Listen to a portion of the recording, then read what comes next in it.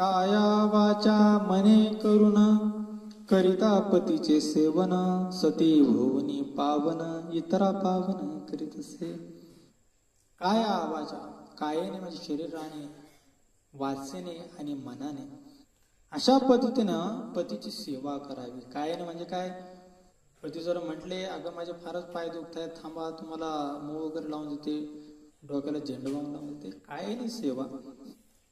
वाचा म्हणजे मनाने दुखवायचं नाही आपल्या पतीला, गोड बोलायचं, पतीला मनाने दुखवायचं, आपल्या वाणीने दुखवायचं नाही. आणि मने म्हणजे मनामध्ये पतीविषयी आदर ठेवायचा. काया वाचे मने करुण, पतीची जी सेवा करते तर ती पावन अशा प्रकारची सती महान पतिव्रता होते. आणि ती स्वतः तर पावन होतेच, परंतु तिच्या दर्शनाने इतर सुद्धा पुण्यवान होतात. हे त्या महान सतीचं पुण्य असतं महाराज.